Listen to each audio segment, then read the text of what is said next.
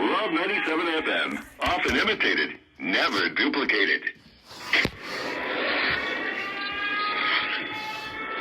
Maritime Matters is brought to you live by Bahamas Maritime Connection. What is maritime? Maritime, simply put, relates to navigation or commerce on the high seas. You say money makes the world go round. I say ships move the money that make the world move. Who navigates those large international ships? How often are international ships required to be surveyed and inspected? Maritime also protects our seas and waters by way of our local Bahamas Defense It is Force. very sad to say that out of 1,500 plus ships that are registered under the Bahamian flag, only a very small amount of Bahamians are employed. Maritime Matters. And pleasant good evening to you, ladies and gentlemen. Welcome to Maritime Matters. Whether you're listening via radio wave on 97.5 FM, via an internet radio app, via Cable Bahamas, channel 951, or via BTC Flow, channel 606, we humbly appreciate you and we welcome you to our show. We now encourage you to check out our YouTube page. That's Maritime Matters Bahamas. Here you can listen into all our previous shows at your own leisure. So feel free to hit us up on YouTube. Maritime Matters Bahamas. Again, pleasant good evening to you. I am Captain Glenn Bain. Tonight, we will continue our loaded gun with the hot topic, illegal migration.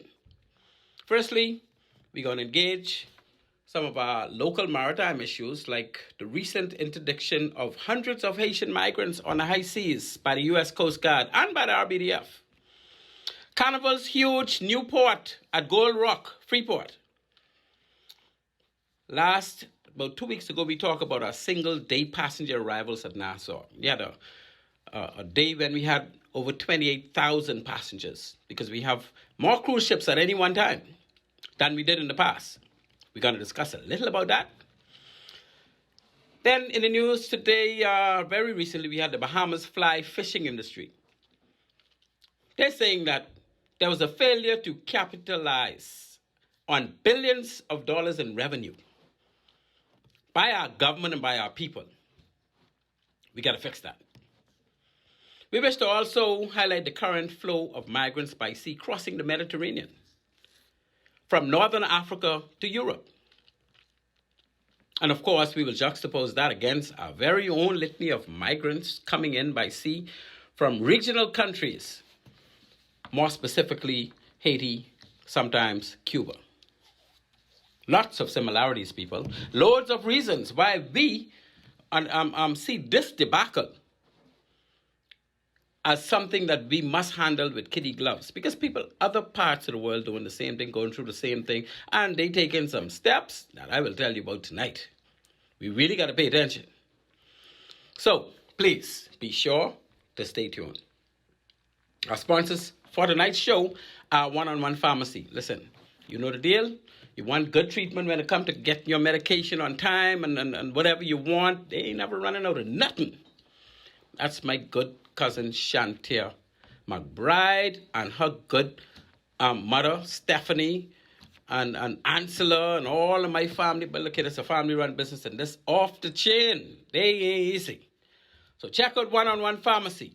You could find them on East Street South. You could find them on Charles Sanders Highway. When you walk in the door, you're going to know you in there because you're going to feel like you're being treated like a royal. Thank you very much. We are also sponsored by Bahamas Maritime Connection. That's where we provide all the full slate of ISPS security, maritime security services. Just hit us up. You need anything to do with maritime security, we're the ones for you. We even give free consultation. We ain't trying to hurt nobody. To the listening audience, listen in. It'll be remiss of me always to go any further without introducing my wonderful producer. He saved my life again tonight. Boy, this dude could save my life. Please, as I introduce to you the insatiable, the man of the hour and the man with all the power. He is fully able, quite capable, the one and only Craig Gibson. Salute. He does again. And he says, good night, everybody. The purpose of this show, Maritime Matters, is to highlight persons that made significant contributions to maritime in the Bahamas and to sensitize Bahamians of opportunities in the maritime sector. And tonight we're going to go into some of the maritime movements on the sea as far as illegal entry into our country and illegal entry into countries all over the world. That's how we're going to roll with this. And again, this is a continuation of last show. So we're going to cut it a bit short before we get to the chase, and the chase being our topics. So I have to mention the Flamingo incident. You know, May 10 is approaching fast. We are now in March, about to be in April. And right after April comes May. So we need to get this message to the government very, very soon. And you know, we can't just allow them to ignore anything, because we need to know what can happen for those people that went through that experience, that traumatizing experience. 4 were killed: Fenric Storup, Austin Smith, David Tucker, Edward Williams. Yes, we need to recognize them by naming streets after them. And we know which ones. We say Carmichael Road, that could be Fenric Storup Road. Coral Harbor Road North, the one going to the airport, that could be Austin Smith Road. Coral Harbor Road South, the one that goes to the base from Coral Harbor Roundabout, that's the gunner, David Tucker Road. And then Edward Williams, of course, he will take the Adelaide Road that goes out to Albany area. That would be Edward Williams Road. And you could name them differently if you want, but those are the 4 roads that we're going to name after the 4 people that were killed during the bombing of the Flamingo. And then we had 4 that passed on since then. And yes, we can name some streets behind all 19 of them. We can name some streets behind all 19. We can name some buildings behind some of them. And the last time we named 4 boats after them was some 95-footers that came from the U.S. Coast Guard after they decommissioned these vessels. You can imagine, the vessels were over 30 years old. And they're the ones that they want to put those 4 guys' names on. And then when I say 4 guys, I ain't trying to be disrespectful.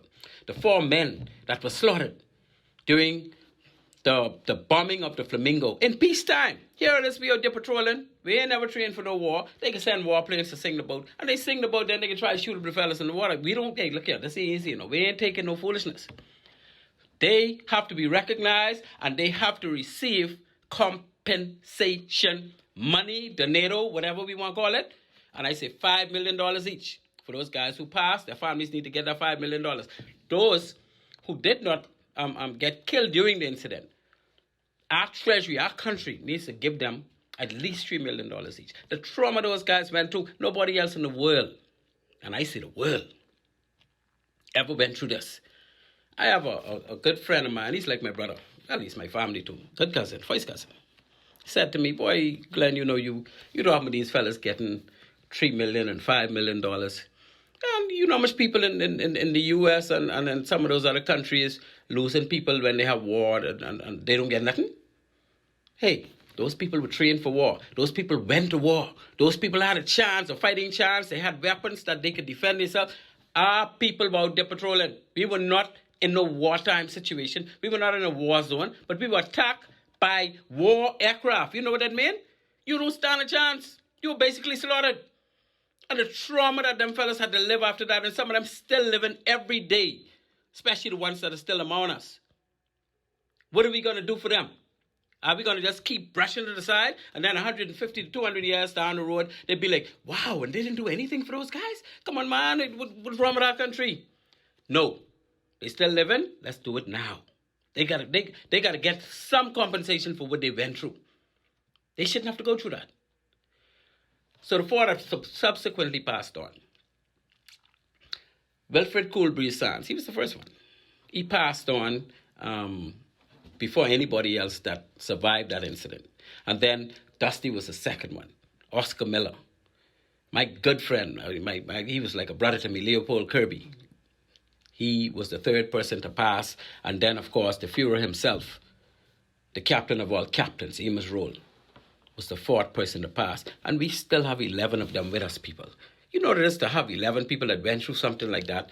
And we look at them, when we see them, some of us know them, and we just take it for granted. Oh, that's so-and-so. Oh, that's no. They're so-and-so.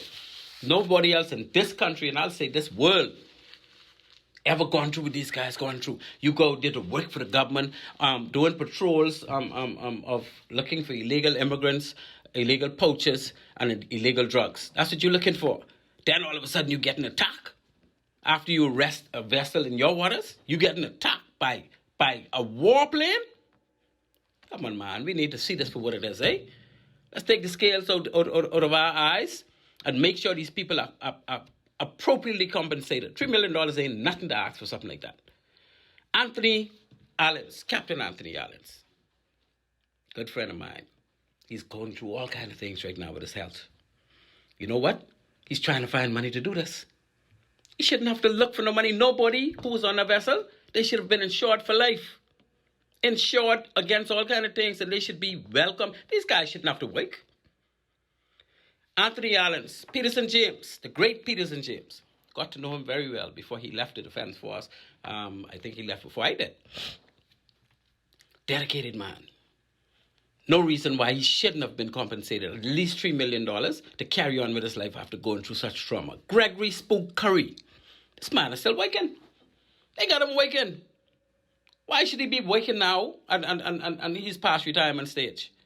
He have to wait because the country didn't do nothing for him. All that trauma he went through, all he did for the defense, but the man's still waking. And if he gets sick right now, you know who got to pay? You think the country can pay?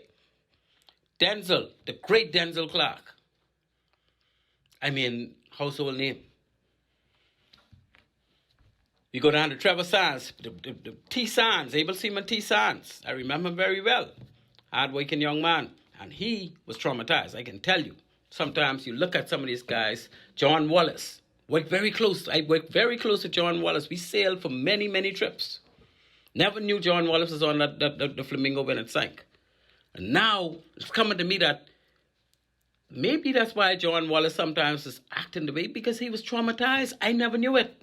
The Defense Force didn't even do a good job of letting us know who these people were. Shame on the Defense Force back then. Whitfield Neely, everybody know Whitfield Neely, worked himself all the way up to a captain rank, diplomat for this country. Come on, man. What we could do for Whitfield Neely? No, we can't let it die and they going through all that for nothing. Willard Sanders, cook extraordinaire. I remember Mr. Sanders, we all would live through Bamboo Town together. Remember when he was on the force and I've sailed with him a couple times after it, never knew he was on the Flamingo. People used to say, oh, this fella look like he little disturbed. No, he ain't no little disturbed. The man been through trauma that we never know. Let's do something for him. Anthony A.K. Russell. Retired. Yeah, he relaxing and this and that and the next, but the man been through trauma, man. Let's do something. Eugene Blue Thompson. That's my boy. That's the man who's fixed all the lawnmowers in Nassau. He's still working. Never got any compensation. If you talk to him, you'll know that he's been through that trauma. If you know him well enough, you'll know that he's been through that trauma. But what did the country do for him? Not one iota. Not one iota. Come on, man. Cladwell Farndon, he actually wrote a book about this whole thing. Why? Because it was that impacting. Yes, he did leave the Defense Force and went on to work with Bahamas and all the rest of that. But you know what? This man went through trauma and was never compensated. I understand that they never even got these fellas to go to, they call it a shrink, and really check them out. So they didn't really care. But it ain't never too late to care. Come on, man. Let's get the $3 million rolling, eh? So that's how, those are the 11 that we have left with us. So let's try to take care of them, and let's make sure the family, for those who have passed on, at least understand their loved ones that passed away didn't go through that in vain. That's what I say. Somebody have a problem with that on them. Okay, the current matters in maritime. Well, as I said to you earlier, we're back to our last week's show. So before we dive into this, I think we'll just take a quick break and we'll come back and we'll start digging deep into it. I even know if we can take a second break. We'll find out. But we have a lot to talk about, people. The gun is loaded and we're going to get it rolling right after this break. Staff is ready to serve you. Visit us today for all your prescription and over-the-counter needs at our East Street South or Charles Saunders Highway locations. We're open Monday through Saturday from 8 a.m. to 8 p.m. and from 9 to 4 on Sundays. In a rush? Send your refill scripts online at oneononepharmacy.com or ask about our convenient pickup service. One-on-One Pharmacy, providing personal health care with people at heart.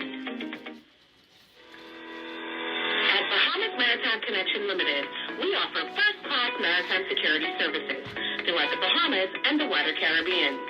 As experts in maritime security, we specialize in production of ISPS assessments and plans, verification audits, certified familiarization training, and port security consultancy, just to name a few. Our services also include provision of a security force to maintain all required ISPS facility security compliance. For all your maritime security needs, visit us today in Nassau at our East Street South location or in Freeport in the Kipling building. Call us at 392-3515 or follow us on all social media platforms. Bahamas Maritime Connection, your leader in maritime security. Let's help you make the connection.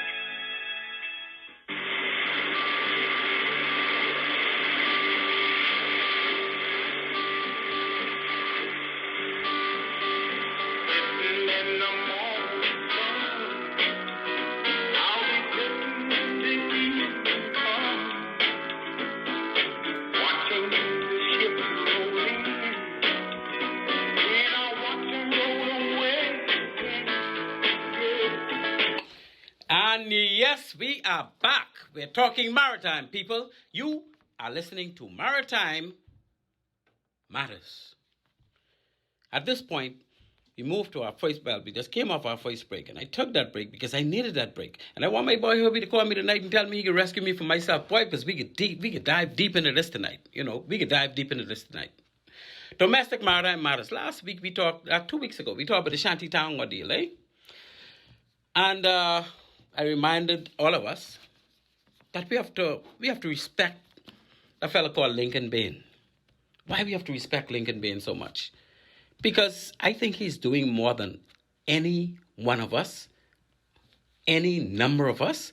And it's not just him; he has a team of people with him. I'm not too particular about the people from the COI or the one from the PLP with him or the one from the FNM with him. My thing is they're all with him. And they're all doing more than us. I try and protest with them whenever I could, but we need to keep them rolling. We need to appreciate what they're doing because I can tell you, we can't just sit by and allow our country to just run amok and do its own thing. And yes, later we look back and say, boy, we should have done something. No, let's do it now. Let's do it now. So thanks to Lincoln Bain. Thanks to Kai Mills. Kai cares. Those videos that he sent off the chain. Kai, you ain't sent nothing in a little while, man. What's going on? We need some Kai Cares video. We don't want them to stop. Keep them coming. The question is, they're doing things. What have you done to assist in this illegal immigration situation? We always go all the way back to Mr. Loftus Roker when he was a minister in government, how he took charge and had people running through our yard and getting clothesline. And I remember from a little boy, I remember those days. But that's when we only had a handful of Haitians in this country. And we had a lot of legal Haitians back then. Because back then, the Bahamas and Haiti and Cuba, we traded openly with each other. Right? And this was like before 73, remember? A little bit after, but before 73. So most of those Haitians who were here automatically became Bahamians when we got independence. So these days, they're breaking a lot of laws. They're building shanty towns on land that is owned by the government, and they're building shanty towns on land that is owned by private entities. And those shanty towns are not built according to the building code specs.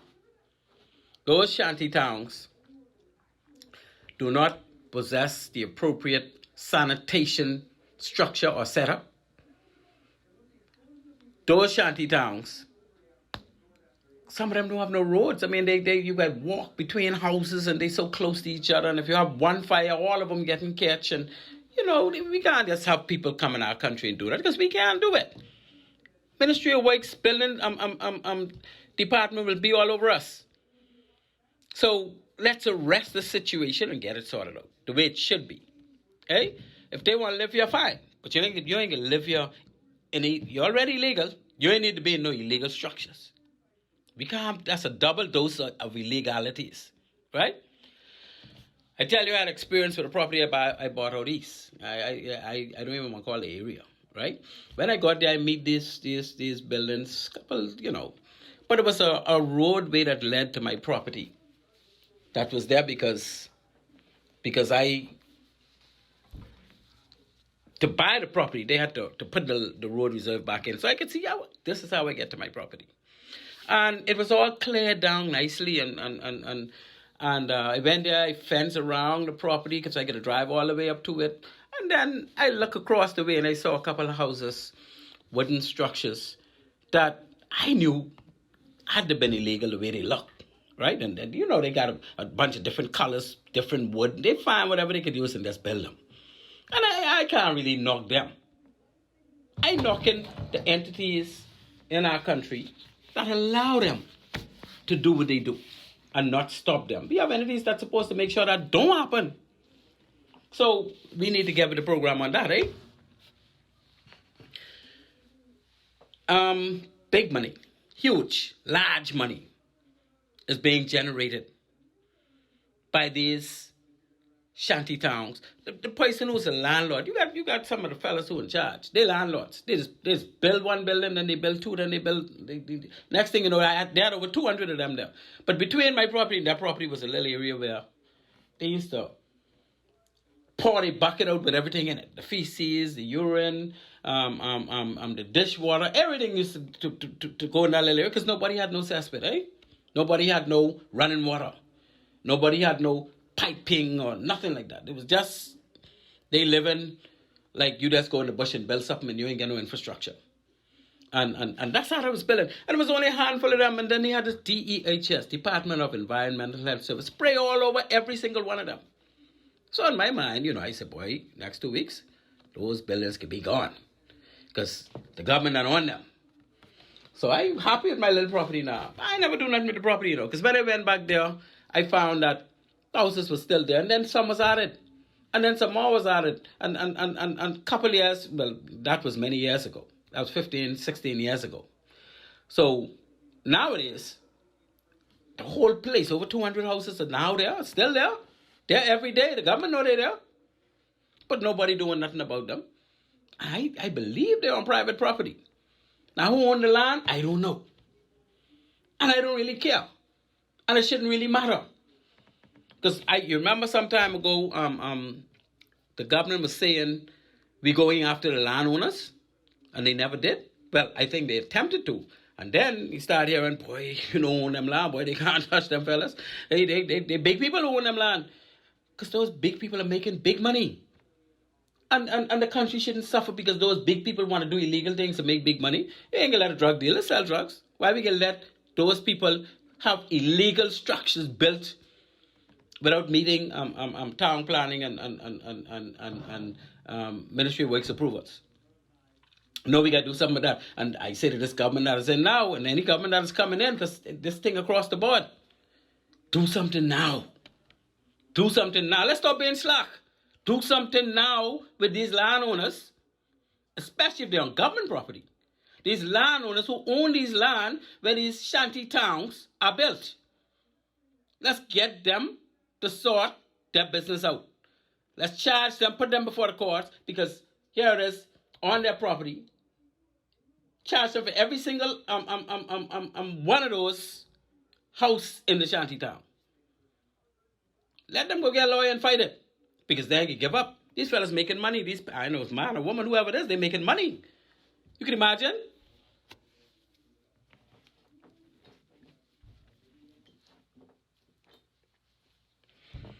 A lot of money being made.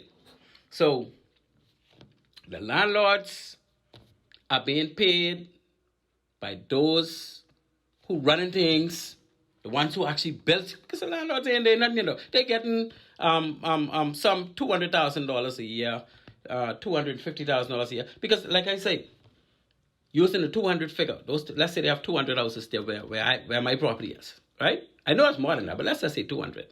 They're making $50 a week from each one of those 200 houses. Then you got 10 weeks. That's $10,000 every week that they're making. And so at the end of the year, if you get $10,000 a week and it's 52 weeks in the year, that's $520,000 a year. So if you split that in half, the landowner can get at least half, eh? So he's getting $250,000 for doing nothing. You think he's going to be inclined to break them down or let government break them down? He can fight that. So we the people need to look at them and understand that they allowing it because they are reaping benefits. And I don't care who they are. Our authorities need to stop it, need to get on them, make them get rid of those shanty towns, or put them in court and put them in jail. We can't have this going on like we have no laws in this country. So, that's the story on shanty towns, right? Why do they have shanty towns? Because whenever they come from Haiti on those boats and they make landfall, they need some place to camouflage until they could mesh into society. So you see some of them, you talk to them and they still can't speak English, they decide who that's rich. I know some of them on some jobs, construction job, they're trying to train them to do construction, because let me tell you how this thing works. And I can't blame the Haitian people for what they do. I have no issues with Haitian people. I love Haitian people. I have some good friends who are Haitians. I can't blame them if they could get away with it, because if my country was in turmoil and I could try to do it myself.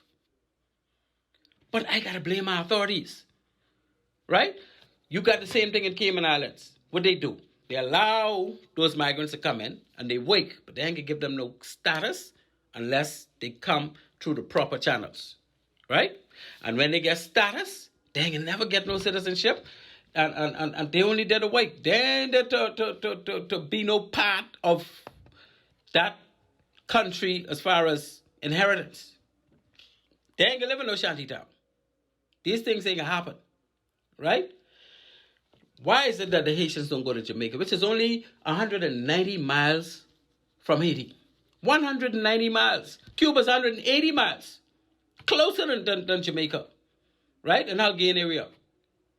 Nassau is 461. Over 400 miles is Nassau, right? So Nassau like 2 times the distance for them to hop on a sailboat and make landfall. Why is it that they're not going to Cuba and Jamaica? You know why, and I know why. Because if they go there, they ain't going to be able to live in no shanty town and have their own Haitian community and working on jobs left, right, and center without work permit and all the rest of it. And they don't have that many jobs that they would be able to even get. But they're allowed to do it in the Bahamas, so they come to the Bahamas. And they don't do it really on the family islands. Well, if they get in Abercrombie straight, they get in Freeport, they kind of straight. But most family islands, it's hard for them to disseminate, because all the family islanders from each element, they know who all live there. It's hard for Haitians to come and say, I can build a shanty town here. It's very difficult. So they try to find Nassau so they could be meshed in. And they got a litany of people assisting them. I don't want you to think there's no small operation. They got people who assisting them when they reach, to get them in the shanty towns, to get them jobs, to get them to talk English. They got all kind of systems. There's a big racket going on. And again, I have no issues. I have no issues with Haitians. My issues is with our authorities for not doing anything tangible to stop this. That's why. So they'll continue to try to come to Nassau. But you know what? Let things change. Let our government get serious about the people who are hiring them, and put them in court and put them in jail if they are found guilty of hiring somebody without the proper documents.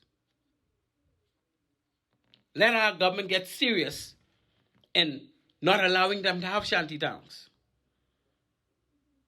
You know what can happen? They have to find somewhere else to go. Because if they can't come here, work, and send money back home, or keep money and have a better life, they don't want to be here no more. They will do to us what they're doing to Cuba and what they're doing to Jamaica. They ain't getting there. So, I say to our government of today and our government of tomorrow, please, get the authorities that are in place to deal with these immigration officers, the police officers, and defense, whoever involved or who you could use to arrest this situation. Please, let's get it arrested. Just lock up a few people. Lock up the landowners. Lock up the employers. Make them prove that they are not breaking our laws. Because the sting of them occupying this Bahamas will be gone. If they have it difficult to work, difficult to live in Shantytown, they need to be here no more. They might as well go back to Haiti, as far as they're concerned. So they're going to try and find somewhere else to go. And we have an idea where they might go. But, we can't sustain it. It ain't for us. We're not big enough for that. You see what Great Britain doing now? Come on, man. So the ones who here, once we get that in order, they won't be here no more. So we wouldn't need to repatriate not one of them. We wouldn't have to worry about breaking down no shanty towns. Because if they can't find a job, and they can't find land to build the shanty towns on, that could take care of itself. The U.S. Coast Guard, we got a caller on line one. Is that a caller? I wasn't ready for my calls to open, but I answer that call and we can keep going. There's somebody wants to save me for myself again, I guess. Caller, you're live on Maritime Matters. Thank you for calling. Yeah, good night, Captain Glenn, and Maritime Matters, of course. I called in to save me from myself, because that road you going on, we haven't been down that road for 67 plus years, and ain't nothing changed yet. Captain Glenn, you know what amazes me about Bahamians? We really been sleep long. Too long. Because what you speaking about tonight, Captain Glenn, the only you ever hear about something that has been obliterated? Yes, sir.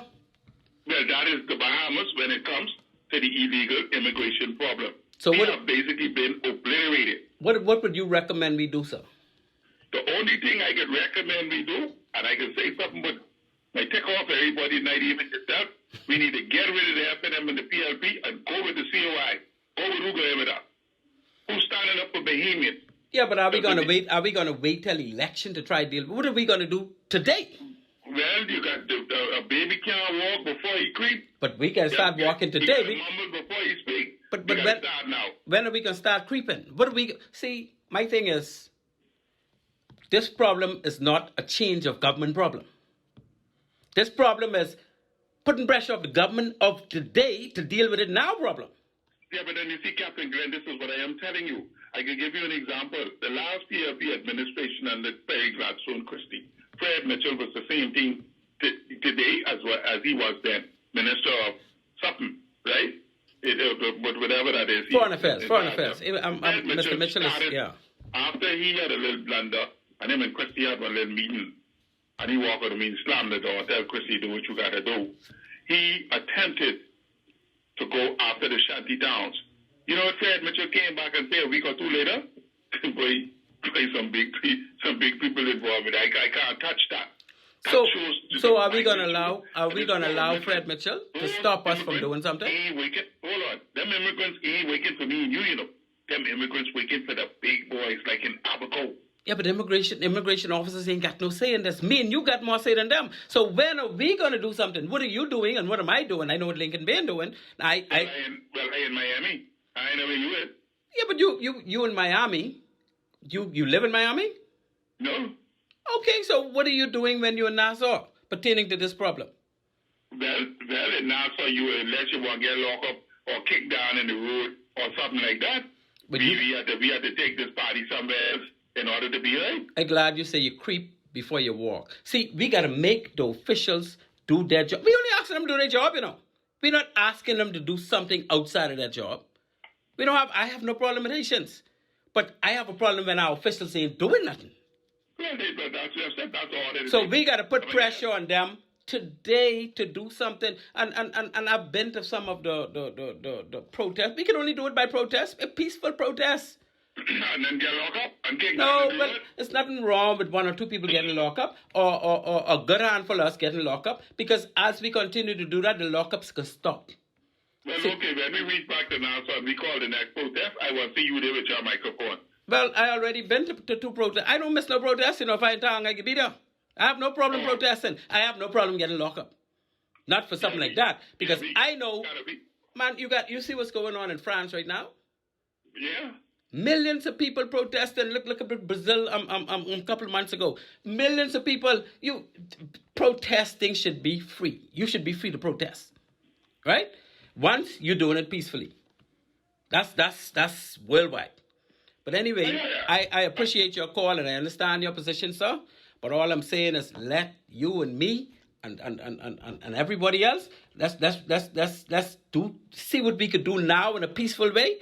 We need to know and understand what the government can do. You see, you got an Immigration Act, The Immigration Act says nobody should employ these people without being properly documented. But they're being employed all the time. You got a Ministry of Works Act that say no structure should be built unless they meet certain standards. But they're building them all the time. They're making a mockery of us. We already been all the way to the highest court of the land. Yeah, but my brother. If he comes and say this and say that, what we do when the ruling come back? Yeah, but when you start chopping down a tree, don't drop it. You guys chop that couple times until that ready to drop. But you can't stop chopping. You cannot stop. Well, I ain't mind, but right now I get low now. I can't afford nobody to kick me down the road. Okay, well, allow people like me. We gotta do what we gotta do. We gotta do what we gotta do, but what we gotta do is we gotta learn to support people who are doing more than us. That's what I'll say, right? But we can't wait till election. We need to do it like now. Okay then. Thank you so much for the call, my friend. Right. Line 3, you're live on Maritime Matters. Hello. Yes, good afternoon, Captain Ben. How you doing, sir? I'm in top shape, my brother, and getting better all the time. How are you? Man, listen, brother, church, amen, my brother. Thank you very much. I'm right after you, top shape and getting better. Thank you very much. I appreciate that. Yeah, man. So, GB, listen, the topic is timely, as always. I miss Maritime Matters, so, I got to keep in tune. Thank you for coming back. Thank you for coming back. In this situation, in relation to this immigration problem, no one person, no one party have the solution to this. You laid out a litany of things what need to be done. As to curb some of these things that would happen. GB, just as you say, I grew up with Haitians all my life. 59 years I grew up with them all my life. I don't have no problem with them. But the ones who are here illegally, you got to go, my brother. I agree. But if our government do what they supposed to do, we ain't gonna tell them go. They can leave us. You understand what I said? General Gunn. They will leave us. So we now need to put enough pressure on our government. And I know Lincoln Bain and his people and Kyle Mills and them are trying and they doing a lot. But we gotta go along with this, man. We can't just sit by and expect to take care of things for our grandchildren and great-grandchildren if we don't make it happen now. Otherwise, it could be too late. Man, Jimmy, this problem is so... I hope your listeners understand you laid out a litany of problem. This thing doesn't stop. This is widespread. I'm telling you, people. And all of it... They get hundreds and thousands of people making hundreds of thousands of dollars of the same thing that's going on right here. That's right. And Jimmy, it's going to be hard for us who are wishing our opinion on this to get ahead of this, because that's what you say. We're making $250,000 on this. You made it hard for you to just get away from that. That's right. That's a big income you got to give up. But our authorities we need to put enough pressure. See, they ain't gonna do it on their own. They are not gonna, because some of them getting money too. We know that. There's plenty of corruption going on. But we have to make sure they know that we ain't gonna take no foolishness. We'll protest, and we'll protest. And if we don't start now, when the next government come in, they'll do the same thing if we ain't putting enough pressure. If they see us putting pressure on this government, and where's the opposition and all this? Where are they? Why are they so silent on this illegal migrant situation? They got Mr. Bain and his crew who are not even in the house, making more ruckus, and their job is not to be opposed to things that the government ain't doing right. The official opposition isn't in the crux of things. Come on, man. They need to show us they're interested, but we even ain't got worry. If they ain't gonna do it, we still need to go out there, the Bahamians who are interested in fixing this problem, and we need to keep pressure on the government. That's the only way this could work. I'm gonna continue on listening to you. You continue on. The caller who just called in just now, he made some excellent points. But you can't tell me you got to creep before you walk. And he's saying we've been battling this from 1967. So when are you gonna walk? We even ain't creeping. You're talking about from 1967 to now. We ain't walk creeping yet. Yeah, but see, we were not in dire straits like we are now, so we can't even creep. We got to walk, like you say, or we can run. We got to get this solved. All I'm saying is that it's never too late for us to get and voice our opinion on what is best for us.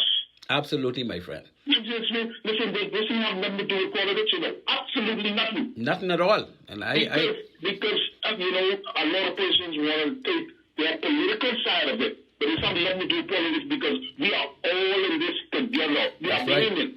That's right. No matter what colors you wear, this is a problem for all of us, and our offsprings will have to inherit it if we don't do something about it.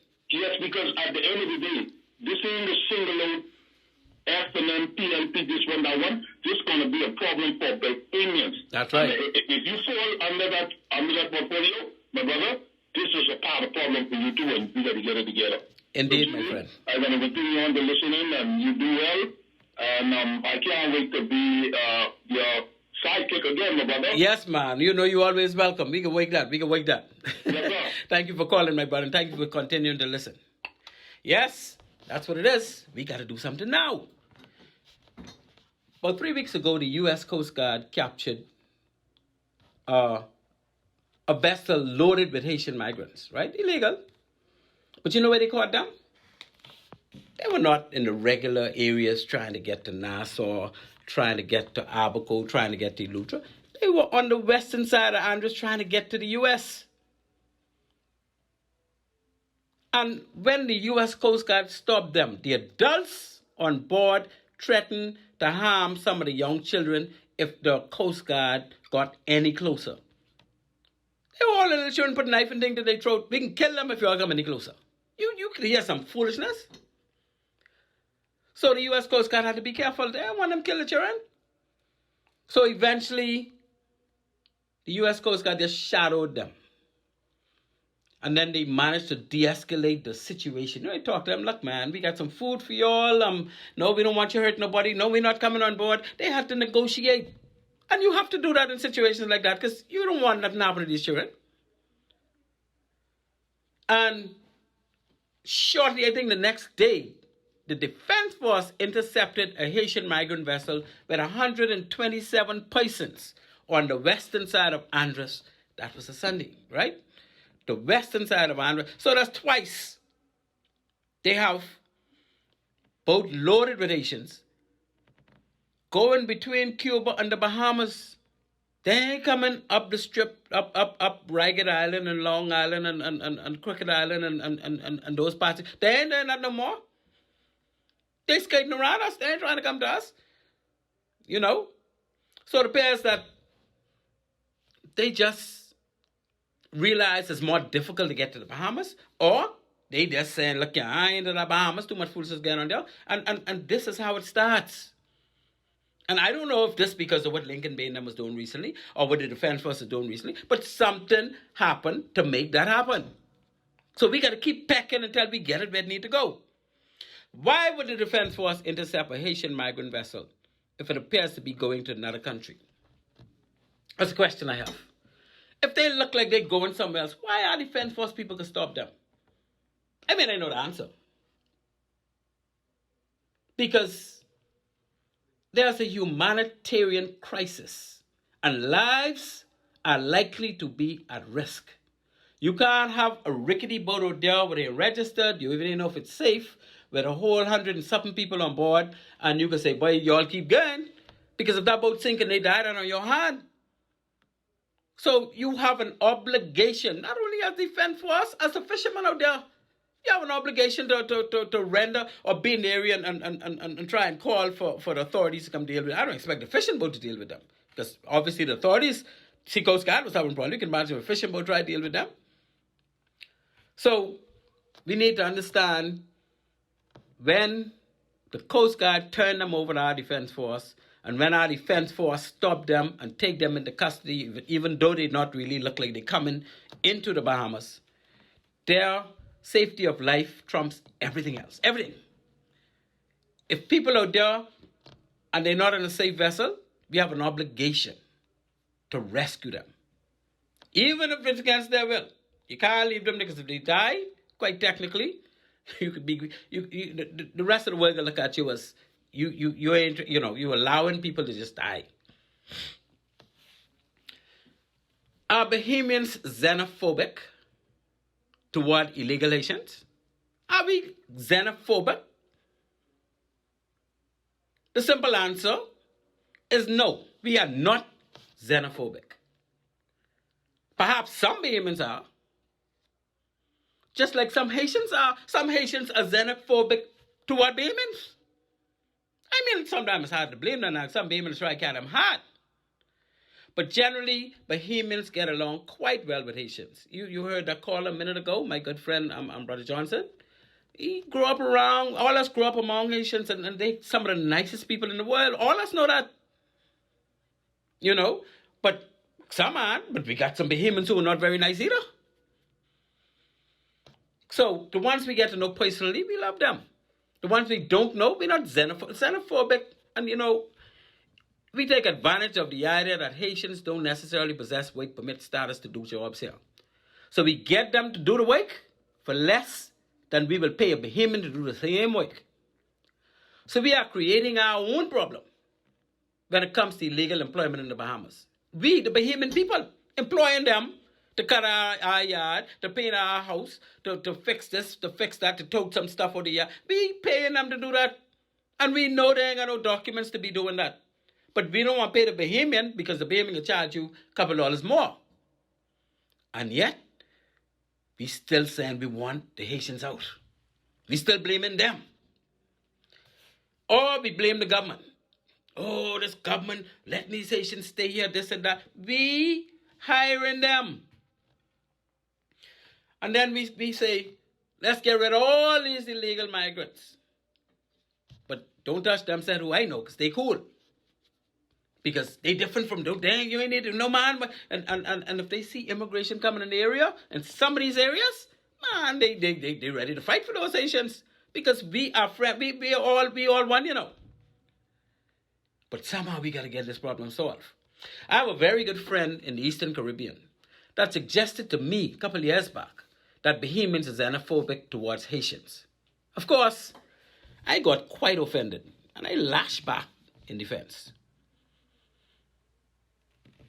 So I had to go and look up the word xenophobe. I didn't even know what that meant. I know it had some something to do with, how you treat people and all. But I go on and I had to look. I had to Google that. To see what the word truly means, xenophobic. I just didn't know. I wasn't sure. So after I calmed down, I called him back.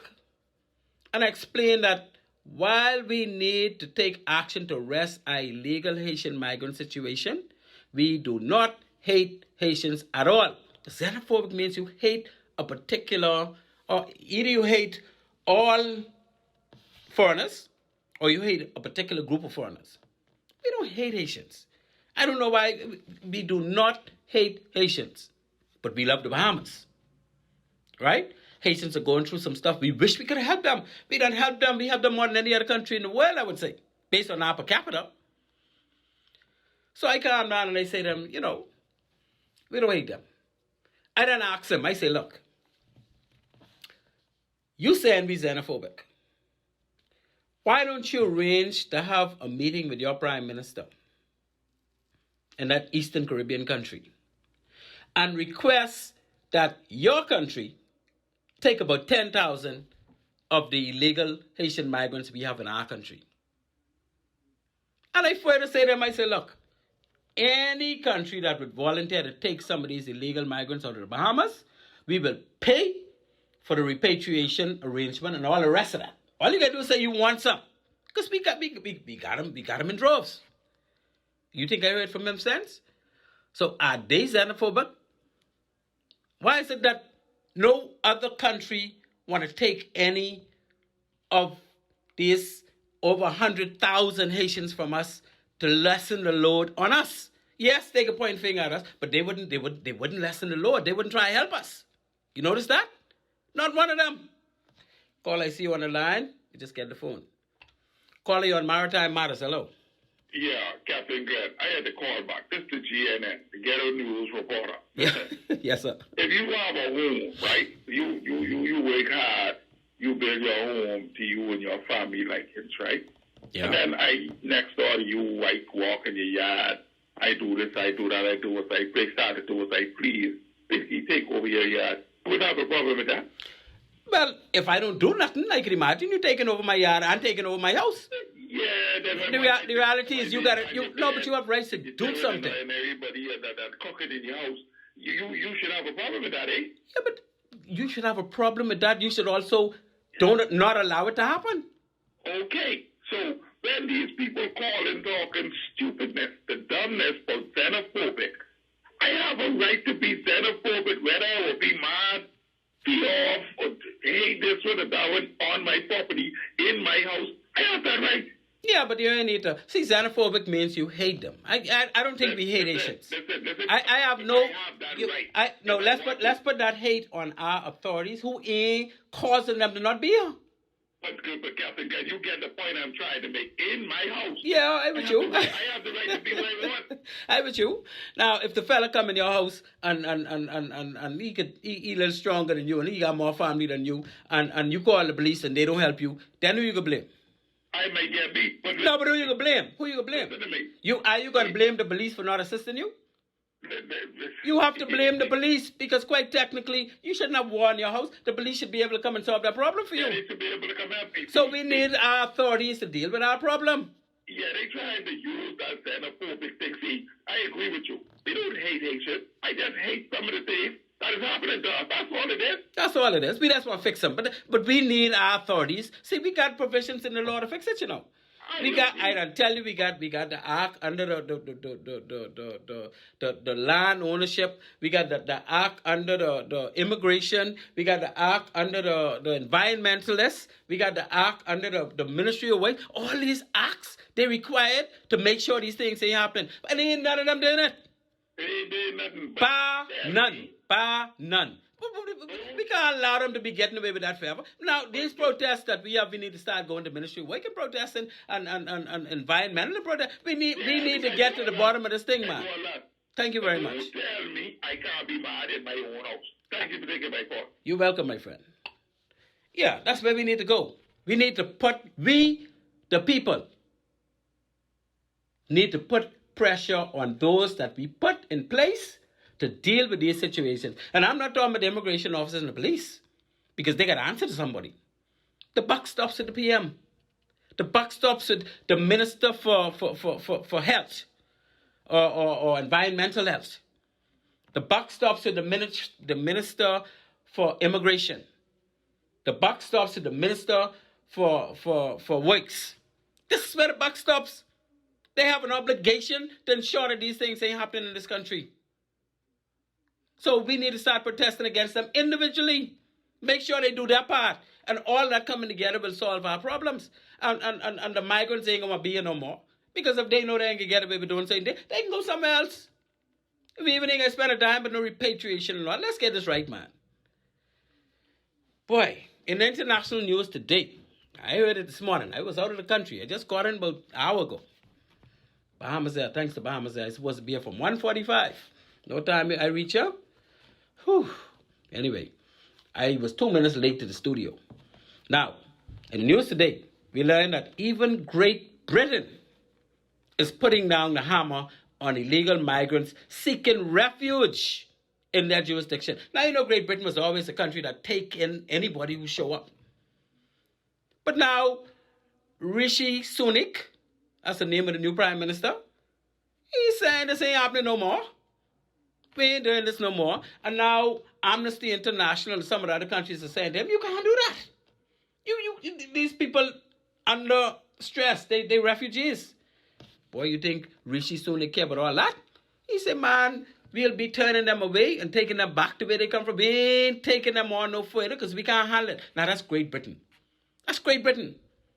One of the richest countries in the world. And you think a little Bahamas could handle all of what we're getting from Haiti? Now, Haiti got what? 12 million people? 13 million people? If the U.S. decide they can spread them around all the states, they got 50-something states. Hey, you get what? That's about, each one of them will get less than 500,000 people.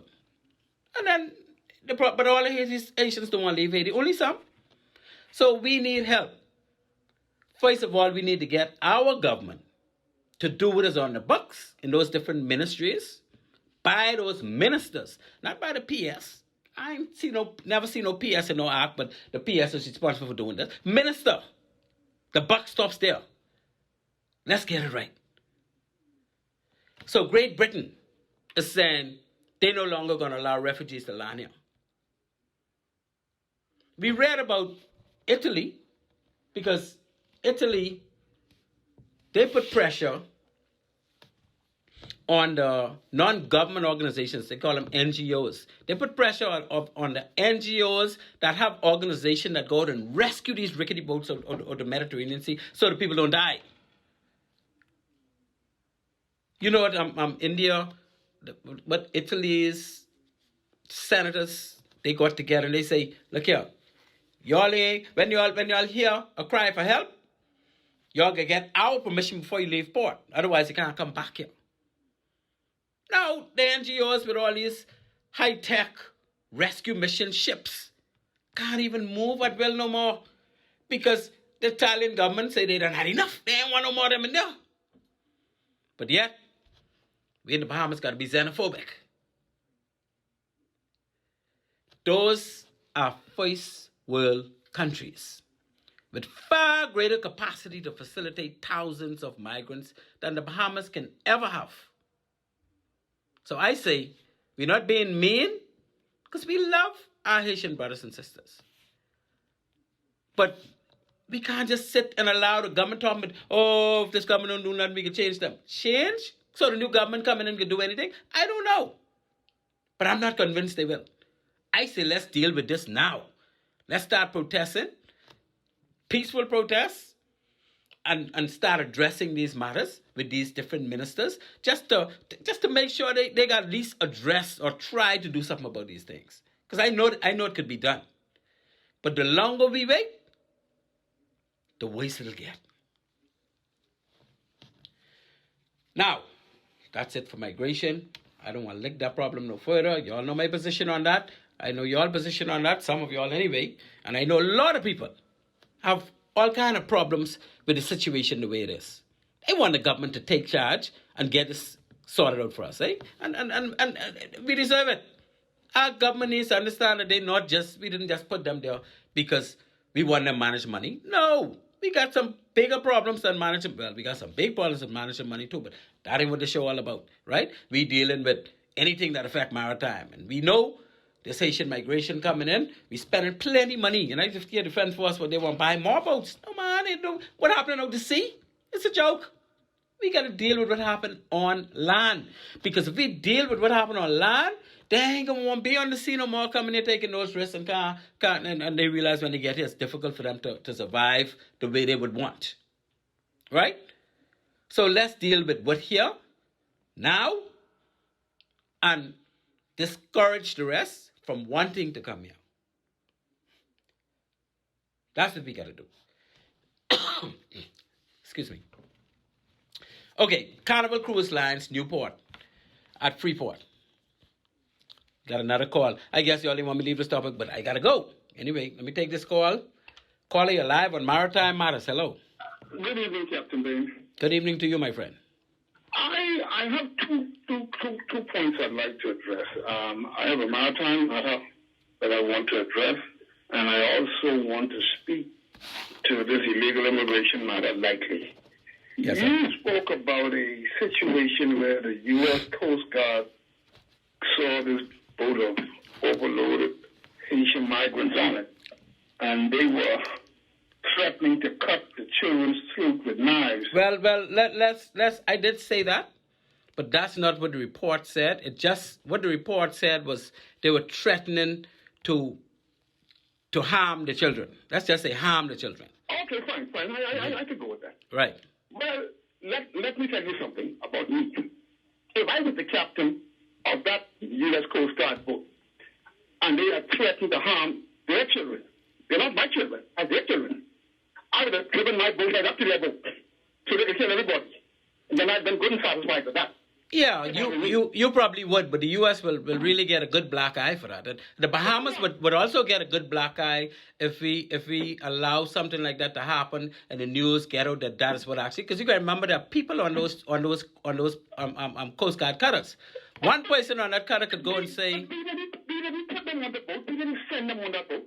no, but you're supposed to have trained people on those patrol boats who should understand life comes first. Yeah, but if they don't risk their life, that's their problem. No, they already risked their life. But now, if you could do something to cause them to take someone's life, that's a different matter. No. If they decided they would take their life. No. They tell you don't come no closer, so you can't come no closer. I'm coming closer because since they were threatened, I can let them see just how scared I am. Okay, I think I happen to be. I can let you see. I have the difficulty with you taking your own children's life. I can drive my boat right up to your boat so you can start killing. Caller, I happen to be. That's what I am. Hey, caller, I happen to be a trained Defense Force boat captain, right? And I can't let you get away with that one because I know what we're not supposed to do. Well, see, that's why they got in trouble in this country now. No, that's not wrong. Because at the end of the day, no, there are more than one way to skin a cat. See, the thing is, you. But they ain't skinning the cat at all, brother. Yeah, but they still got the guys, and they got them, and they took them off the boat without them killing anybody. So they was able to defuse. I was the captain. Yeah, but you might have, but there are ways to do it. You might have do it a way that caused somebody to get killed. But that's not a problem. They're my children. I understand, but I mean they're humans. Yeah, but that's not a problem. Yo, man, you ain't want no children getting killed. If you could, no, but if you could avoid a child getting killed. Okay. Why should that be a problem to me? Let me and you agree to disagree on that one, right? Now, I understand your position, but I agree to disagree. Okay. Now let's go to my maritime matter. Yes, sir. I noticed there's something like a natural water barrier that runs between. It seemingly starts from Fitzroy and it heads west. And Yeah. it seems to run basically the full length of New Providence. There's something that looks like a small barge. Yeah, that's off Crystal Key. That's off what used to be Coral Royal area. You mean a badge that is aground? Right. Yeah, that was there for a couple, about 2 months now, eh? Thereabout. Now, what I noticed, so that's like a natural water barrier in the sea. Yeah, that's a reef. That area, there's a stretch of rocks and reef running along that up all the way up to the next key. So large vessels cannot come through there, right? I have a concern about that too, and I've had a caller call me on that. In fact, 2 people called me on that, right? And my position is simple. Being a seafarer that I am and knowing that area, any vessel that can get near that barge, they will run aground before they touch that barge. So that barge, danger to nobody. Because if you...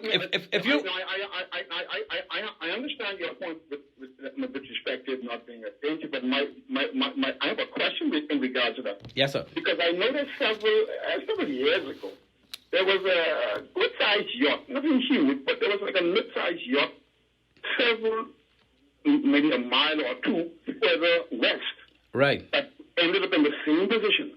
Uh-huh. And so it seems as if you aren't familiar with the Bahamas, or you're not familiar with the Bahamas and the sea as it relates to coming into the shoreline, you could easily find yourself in that same position running aground. And so I'm wondering, isn't there some kind of signage we could put out there that could help people who don't know about that? Because that's a long stretch of barrier. Well, I can almost assure you that all of our local mariners, even the jet ski guys, know about that area, right? Yeah, but the people who are coming in... Yeah, but people who coming in... You wouldn't know, you on the night tide, you wouldn't know that there. Yeah, you'll know that there if you're coming in from outside of the country. Or you'll know that there because if you could navigate your way to Nassau, then you will know where the dangers are. Because the chart will tell you... No, that because I think they went there during bad weather. I think they were actually thrown there because you could lose control of anything. You can lose your engine while you're on the sea, and once you pass in that area, the waves will throw you on that. So we don't know how it happened, right? Okay, so my point then is, given the hazard that poses for mariners. No, that's no hazard because the whole north end of Nassau like that, you know. Sorry? Yeah, so you can mark the whole north end of Nassau with some kind of light or something. You can't do that.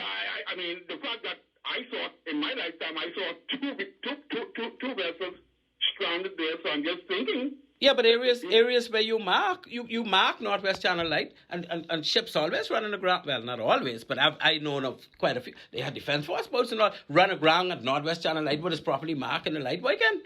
All I'm saying is, when you have a boat lose power, a cruise ship could lose power and run aground coming into Nassau Harbor. These things, but not nowadays because they're far more efficient. But these are things that happened in the past.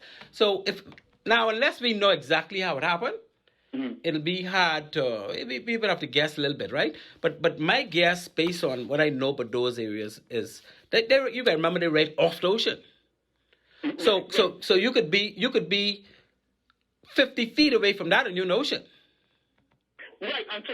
So if you lose control while you're 50 feet away from that, and the weather's rough. See, most of the time you lose control when the weather's rough, you know.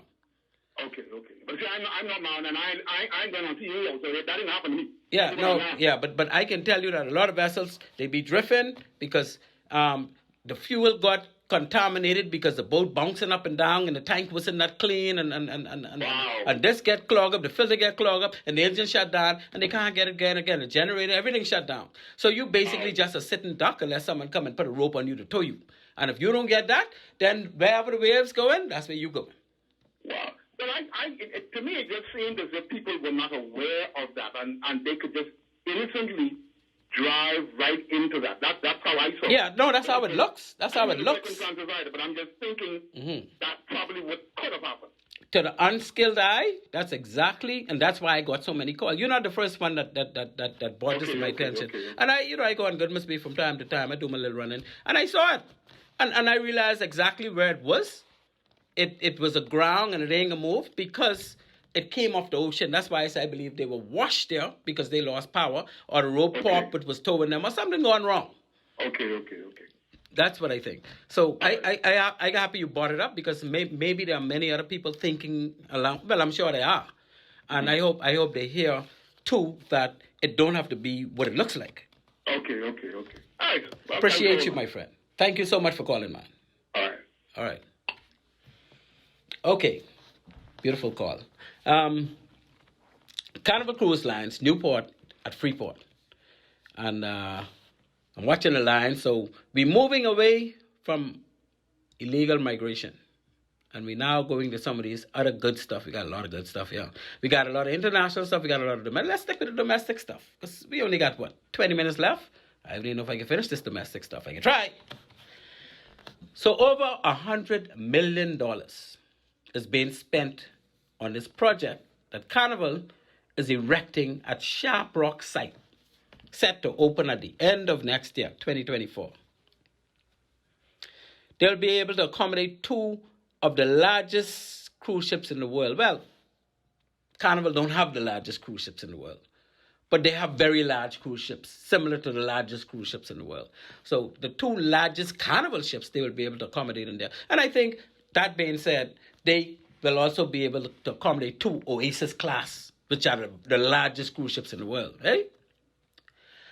So what I say, the government, our government, should ensure that all the opportunities spinning off from that port being built are left for Bahamian vendors to provide all water sport activity. But our government have a policy where you can only have Bahamians employed in certain sectors. And I have a long list. I got the list. I can go through it tonight. But we got to make sure, if you go to Half Moon Key too, but if you go to Coco Key, where Royal Caribbean International, RCI, have their setup, you don't have Bahamians owning the jet skis that are doing jet ski rides. You don't have Bahamians owning the snorkeling, small boats and snorkeling equipment, and Bahamians doing what Bahamians do as far as non-motorized equipment. And why? Why? I can tell you why. Because the port authority for that area was not set up. And some people from our government in the past, and I know who some of these people are. I can't call nobody's name because that ain't important to me. But they provided the cruise ships with the opportunity to do their own thing when it comes to those private islands.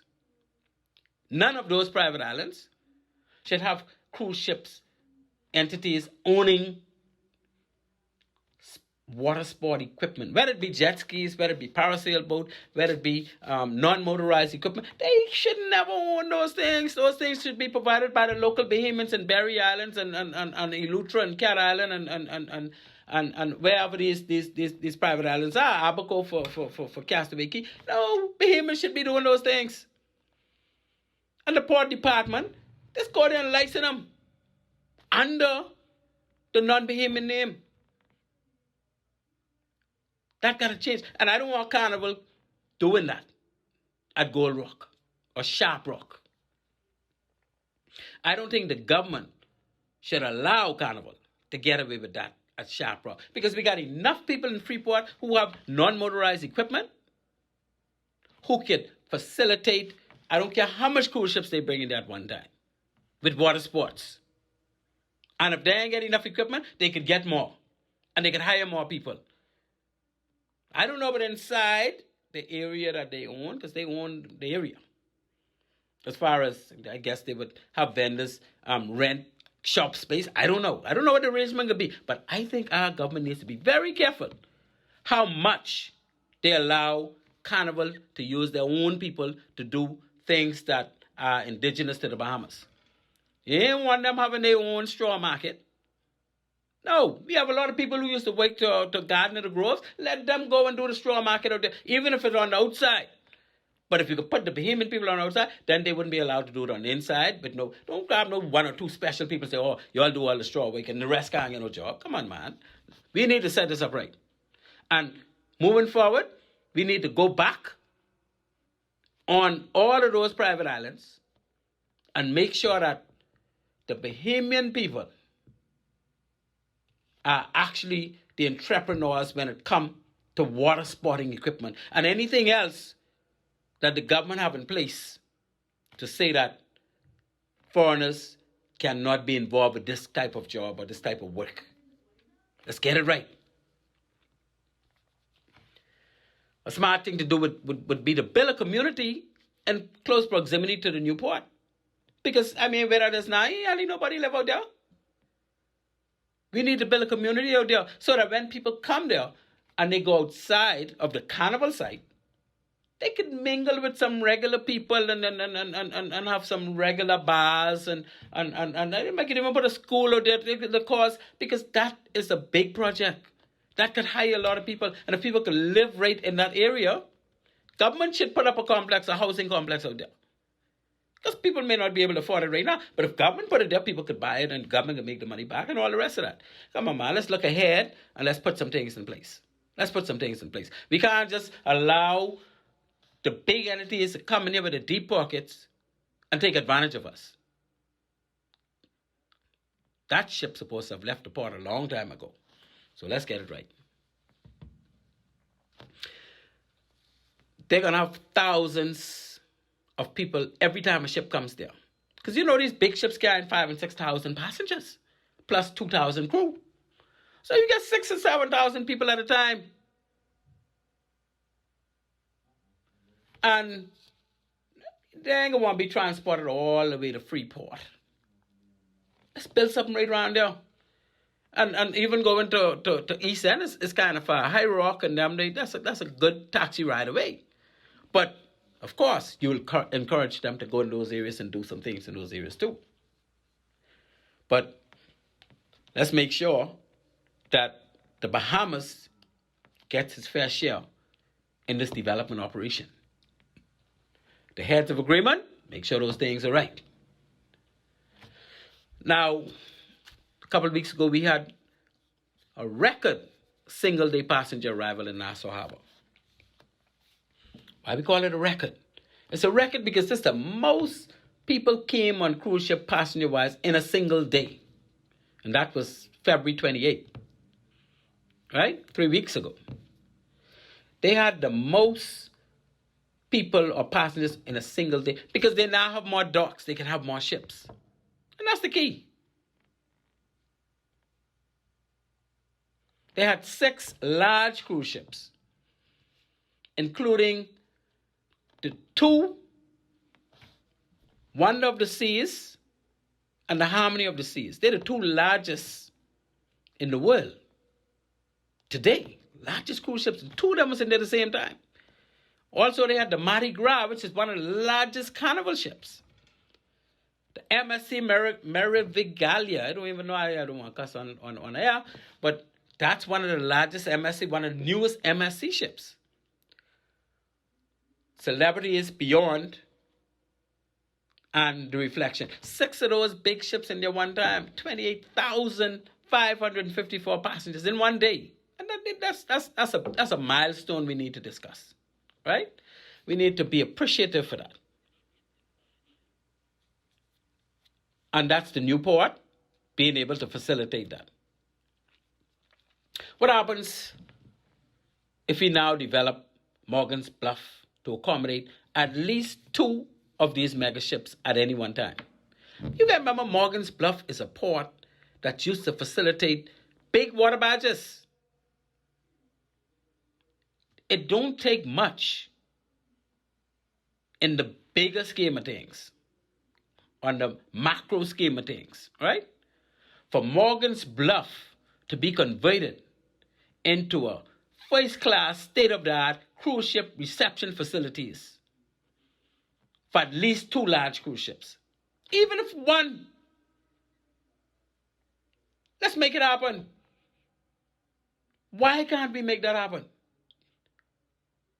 We could do it for the water barges. Cruise ships ain't more important. We don't use the water barges no more because we do desalination and reverse osmosis now. So let's not let that rotten down.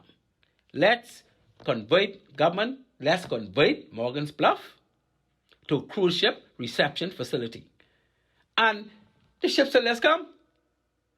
We could wait for one of them to want to buy that for their own purpose and their own setup. No, man. Let's get ahead of them on this one. Let's make Morgan's Bluff a cruise ship reception facility this year. Let's have the plans in place, and there's no reason why that can't happen immediately, if not before. Okay, our time is running fast. I want to take a second break, but boy, let me just keep rolling with this. And let me say good night to my good old Auntie May. Auntie May turned 90 over the weekend. Oh, and they had a ball and a whale of a time. And Auntie May, I could tell you, no, this was the weekend before last. I could tell you that I missed it, but I got the pictures, I got the notes, and I'm so happy for you. And you continue to roll the way you roll, my dear. I'm watching you. So we the people must push for this to happen, eh? North Andres, Morgan's Bluff, cruise ship facility. We had an article in the papers yesterday, if not today, about the fly fishing industry. And we began with this one. Well, no, we got a couple more to go, but we could end with this one. Eh? Next week, we'll do international maritime stuff, where we'll talk a lot about the shipwreck in Italy and what happened with all those people who got killed on the ship, and we'll talk in more details about what the Italian government is doing to try and make sure Italy don't be overrun with all these people coming in from Libya and all the rest of that. And you know where these people coming from? Anyway, I don't want to get into that yet. We'll talk about that next week. We'll go in great details. We'll talk about Iraq. The invasion of Ukraine, the current status that is. We talk about how Russia and China is now merging along with some of the other countries like Brazil and India and Saudi Arabia, and they're forming their own alliance. So the pressure they're trying to put on Russia ain't making no sense no more. Anyway, you know China wants someone to take over Taiwan. We can talk about all that next week. But right now, let's deal with what we got today. The Bahamas fly fishing industry failed to capitalize on billions of dollars in revenue. And this is by my good friend.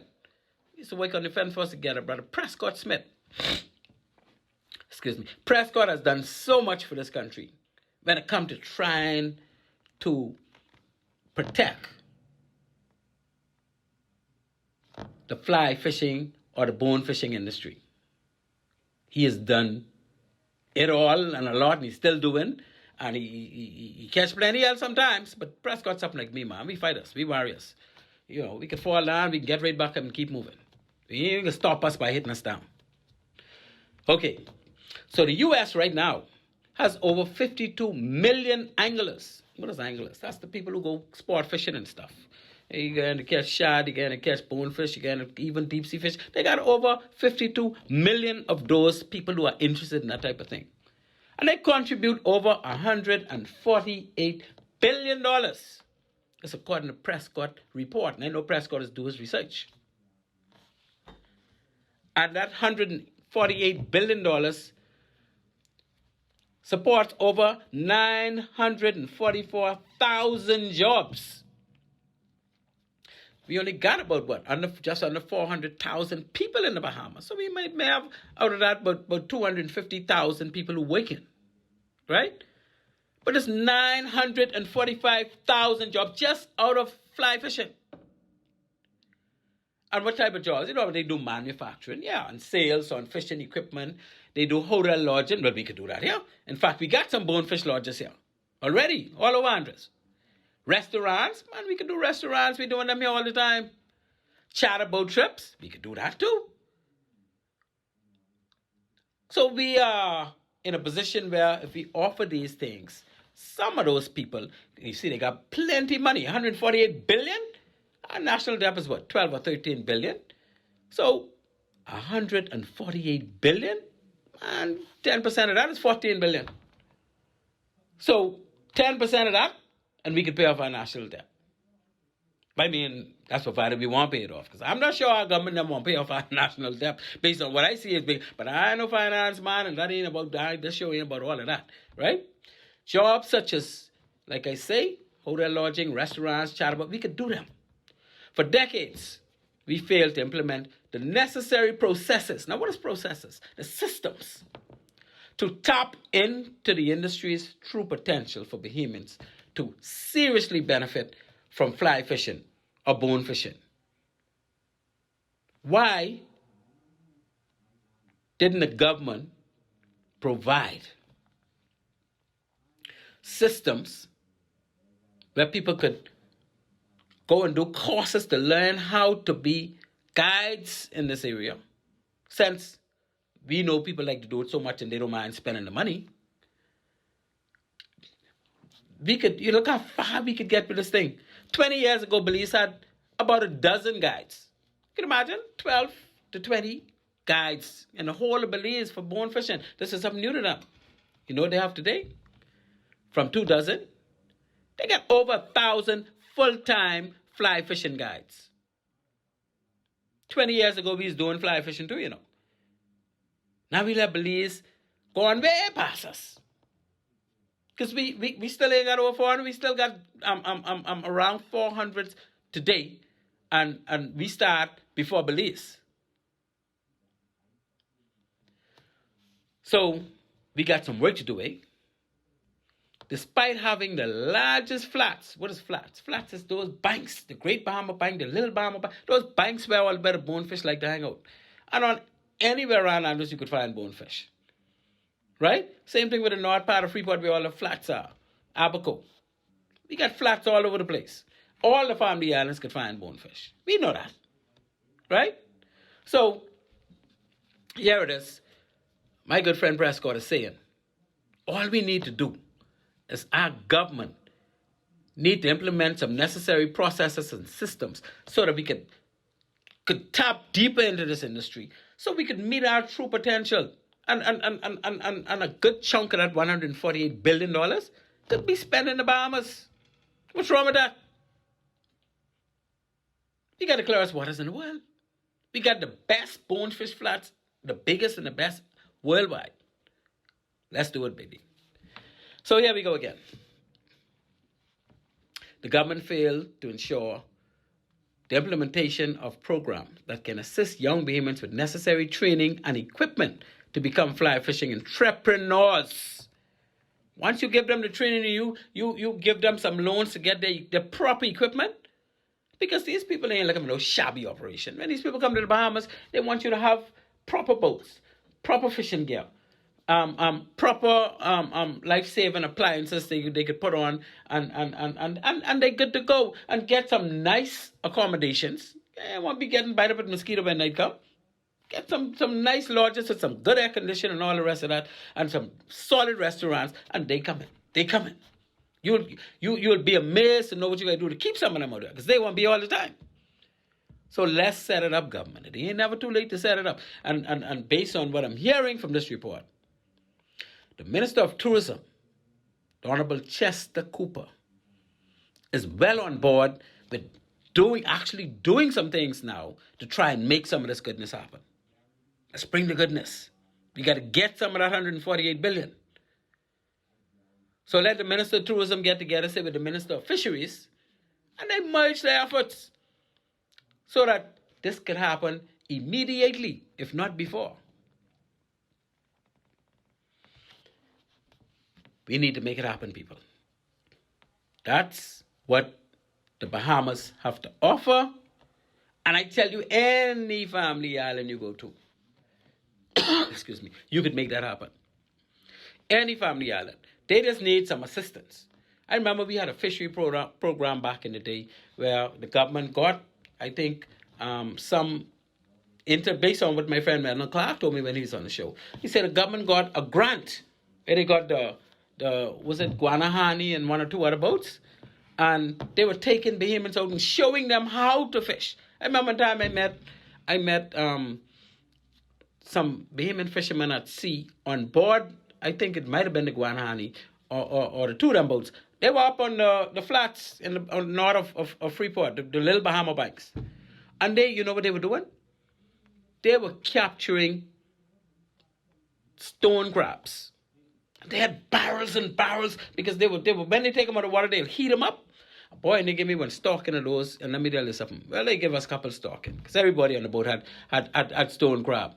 Man, I was done when I reached. I eat stone crab for days, and they taste so good. So these are areas we need to look into and get back into. So with that, I want to just mention my sponsors again for the night, since our time is running away with us. Well, it's gone. We are flesh out of time, my friends. One-on-One Pharmacy, my good people on East Street South, Charles Sanders Highway, please. Support them. They support me.